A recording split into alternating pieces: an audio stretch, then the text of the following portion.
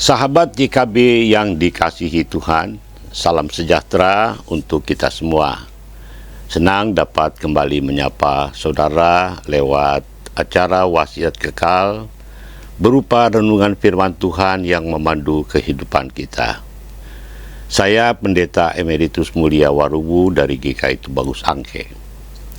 Renungan kita hari ini, Rabu 3 Juni 2026, ditulis oleh Pendeta Sri Agus Patnaningsih dari GKI Residen Sudirman, Surabaya, dengan judul Penolong yang Setia, yang didasarkan pada Injil Yohanes pasal 14 ayat 25 sampai dengan ayat 26, dan yang akan menjadi pusat perenungan kita adalah Yohanes 14 ayat 26.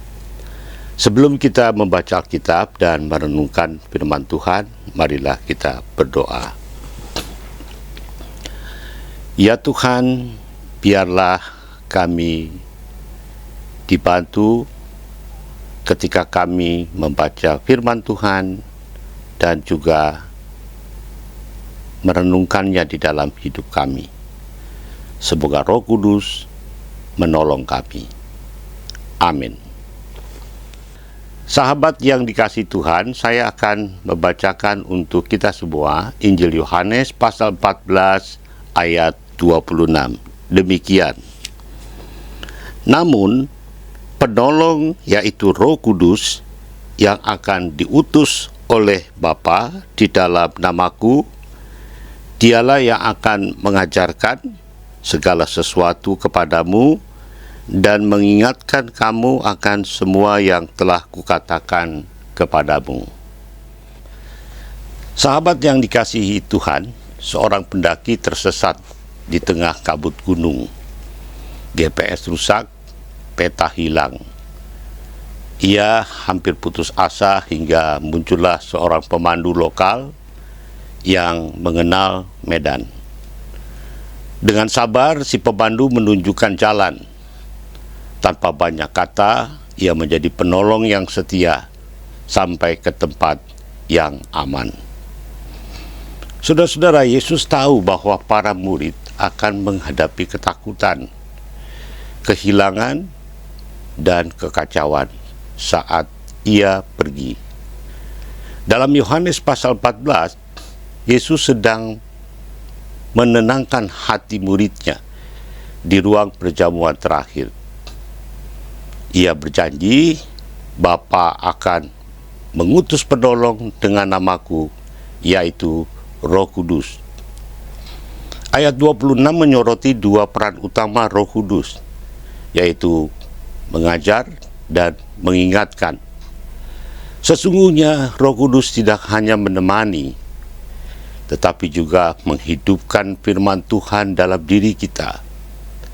Ia berbicara melalui hati nurani, melalui firman, melalui doa, dan bahkan dalam keheningan sekalipun. Ia setia, menolong, dan menuntun kita pada kebenaran itu. Roh Kudus adalah penolong yang tinggal di dalam diri kita. Ia tidak hanya memberi penghiburan, tetapi juga mengarahkan dan menguatkan kita dalam kebenaran. Dalam kelemahan kita, Roh Kudus memberi kekuatan untuk tetap setia dan sabar. Sahabat, marilah kita menghargai kehadiran Roh Kudus dengan taat mendengarkan dan melakukan tuntunannya. Pada saat bimbingannya, jangan terburu-buru mengambil keputusan. Berdoalah dan dengarkan bimbingan Roh Kudus.